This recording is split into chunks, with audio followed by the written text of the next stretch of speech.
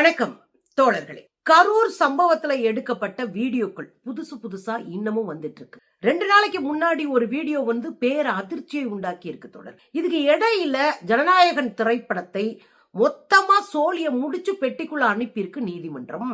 எந்த ரியாக்ஷனும் இல்லாம பனையூர்ல படுத்து கிடக்கிறாரு நம்ம அண்ணன் விஜய். என்ன நடக்குதுங்க? தமிழ்நாட்டுக்குள்ள எப்போதும் அரசியல் சூடு பிடிச்சிட்டு தாங்க இருக்கும். தெரிக்க விடுற அரசியல் தான் தமிழ்நாட்டுல இருக்கும். ஆனா இங்க அண்ணன் விஜய் அவர்கள் புதுசா கட்சி ஆரம்பிச்சிட்டேன், நான் 2026 ஆட்சியை பிடிச்சிருவேன் அப்படின்னு துள்ளி விழுந்துட்டு இருக்கிறாரு. ஆனா அவரை போட்டு அடிச்சிட்டு இருக்கிற, அவரை கார்னர் பண்ணிட்டு இருக்கிற, அவரை காலி பண்ணிட்டு இருக்கிற பாஜக கும்பலை எதிர்த்து ஒரு வார்த்தை பேசுவதற்கு முதுகெலும்பு இல்லை. அந்த கும்பலுக்கு யாருக்குமே முதுகெலும்பு இல்லை. முதுகெலும்பற்ற கூனி குறி கைகட்டி நிக்கிற ஒரு கொத்தடிமைகளைத்தான் நம்ம அந்த கட்சியில பாக்குறோம். ஏங்க, குறைஞ்சபட்சம் ஒரு புழு கூட தன்னை அடிக்கிறவனை எதிர்த்து தலையை தூக்கி பார்க்கும். ஆனா எவ்வளவு அடிச்சாலும் தாங்கிக்கிட்டு ஒரு பீசுங்க உட்கார்ந்து இருக்குன்னா உண்மையிலேயே இதுங்கெல்லாம் அரசியலுக்கு தகுதியே இல்லாதவங்க. அதை தாண்டி தமிழ்நாட்டின் உரிமையை இவர்களால் ஒருபோதும் பாதுகாக்க முடியாது. இவர்கள் அரசியலுக்கு லாயக்கற்ற சில்லறைகள். ஒதுக்கிருங்க. இப்போ கரூர்ல 41 பேருடைய மரணம் நடந்தது. இன்னும் சொல்ல போனா ஒரு பொண்ணுடைய வயிற்றுல ரெட்டை குழந்தை இருந்தது, அதுவும் இறந்து போச்சுன்னா சொல்றாங்க. 44 நிறைய வீடியோக்கள் வந்துட்டு இருக்கு. நமக்கு ஆதாரப்பூர்வமாக அதிகாரப்பூர்வமாக அறிவிக்கப்பட்டது 41. இந்த 41 பேருடைய மரணத்திற்கு கொஞ்சம் கூட குற்ற உணர்வு அடையவே இல்லை விஜய். இன்னைக்கு வரைக்கும் இந்த கரூர் சம்பவம் தொடர்பா குற்ற உணர்வு பட்டு இல்லங்க நான் சரி பண்ணிக்கிறேன், இதெல்லாம் சரி பண்ணிடணும், இனிமேல் இந்த தவறு நடக்காம பாத்துக்கிறேன் அப்படின்னு ஒரு வார்த்தை விஜய் பேசவே இல்லை.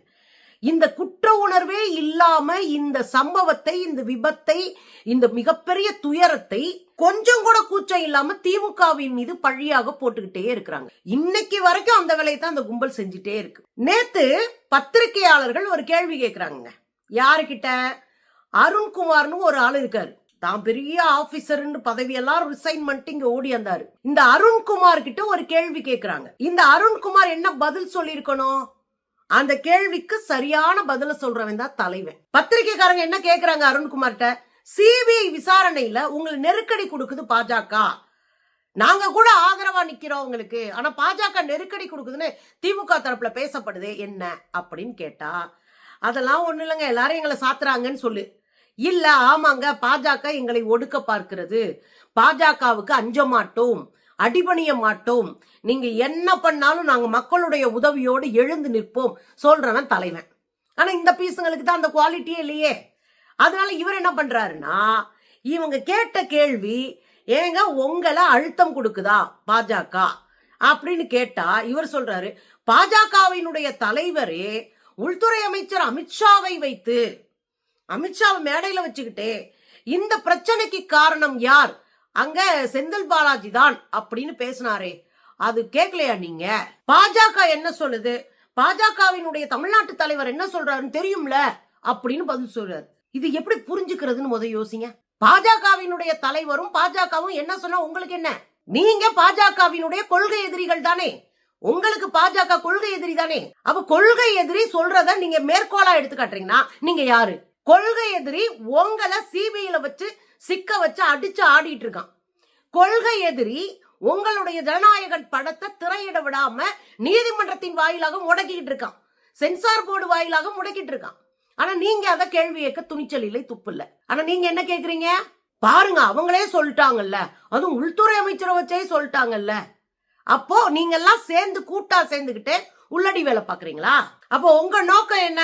திமுகவை வீழ்த்தணும், திமுக கூட்டணியை வீழ்த்தணும்னா பாஜகவோடு உள்ளடி கூட்டணி வச்சுக்கணும் அப்படின்றத உங்க வேலையா? இது இவர் மட்டும் சொல்லலைங்க.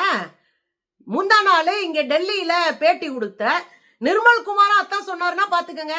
அப்ப இவனுங்க ஒரு ஜெராக்ஸ் காப்பி வச்சிருக்கிறானுங்க. அந்த ஜெராக்ஸ் காப்பியில் என்ன இருக்கு? பாஜகவை திட்டாதே, பாஜகவிடம் பல்ல காட்டு, பாஜகவுக்கு கைய கட்டி நில்லு, பாஜகவுக்கு பயந்து போ. எகிரி அடிக்கிறது யார? திமுகவை எகிரி அடி. ஏன்னா அவங்கதான் ரொம்ப ஜனநாயகம் பாக்குறாங்கல்ல, என்ன வேணாலும் செஞ்சுக்கலாம் தானே. இந்த பேட்டிக்குள்ள நம்ம புரிஞ்சுக்கிறது தானே. ஒருத்தங்க சிபிஐக்குள்ள வச்சு செஞ்சிட்டு இருக்கிறான், உன் படத்தை ரிலீஸ் பண்ண விடாம செஞ்சிட்டு இருக்கிறான். ஆனா ஒரு வார்த்தை இந்த கும்பல் வாயில இருந்து வருதா? இதுங்க தான் தமிழ்நாட்டை காப்பாத்த போதுங்களா? பாருங்களேன். சிபிஐ என்கொயரி விவகாரத்துல திமுக தாவேகாவுக்கு எதிராக ஆதரவா சொல்றாங்க.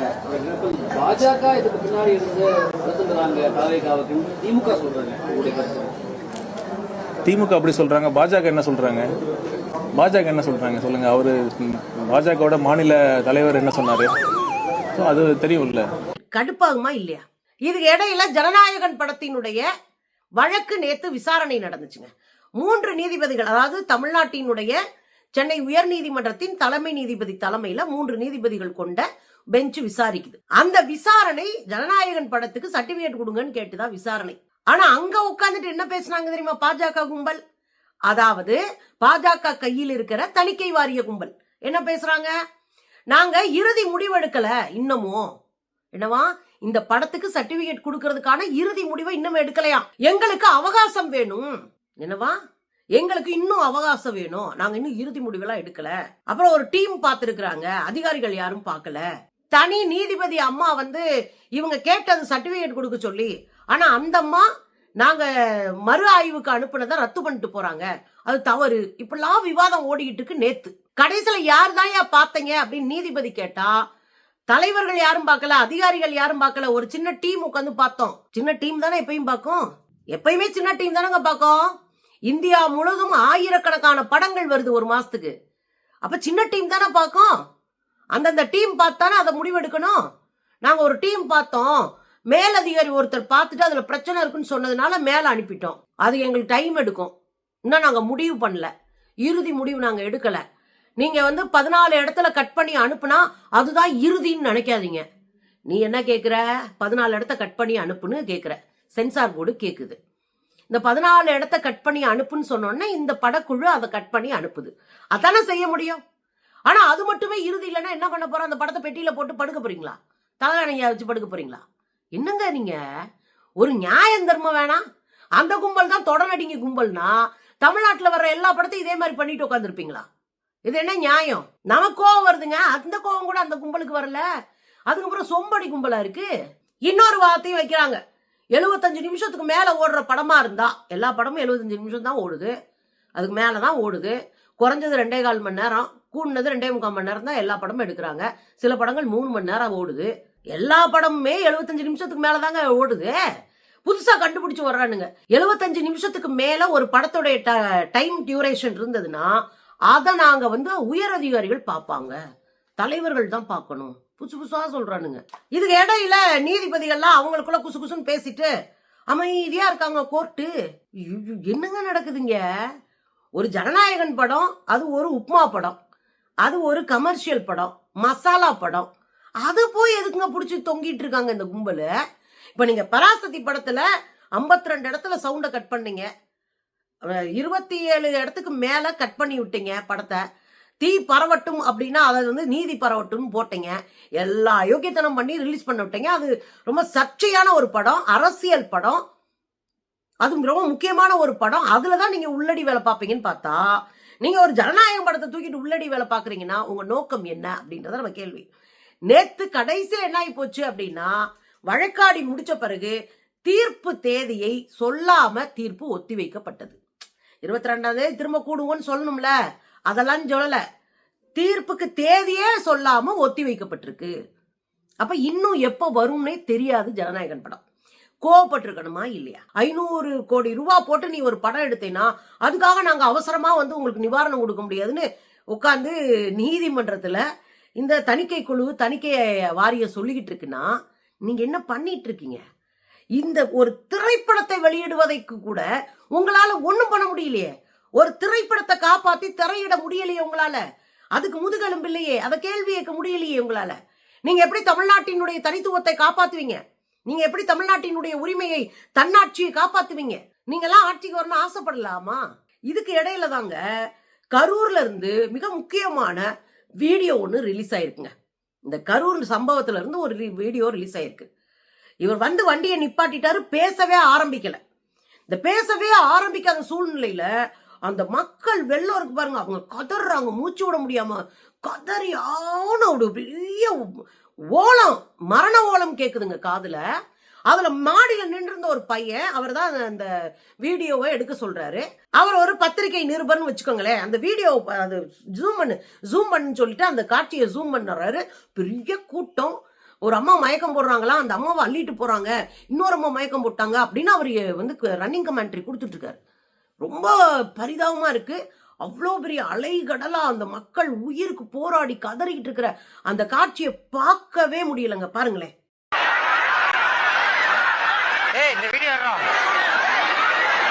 தற்போது ஒரு பெண் அவர்கள் மயங்கி விழுந்துள்ளார்.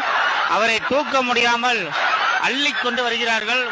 மிகவும் அவரது நிலைமை கவலைக்கிடமாக உள்ளன. ஒரு ஆம்புலன்ஸ் வசதி இல்லை, குடிநீர் வசதி இல்லை.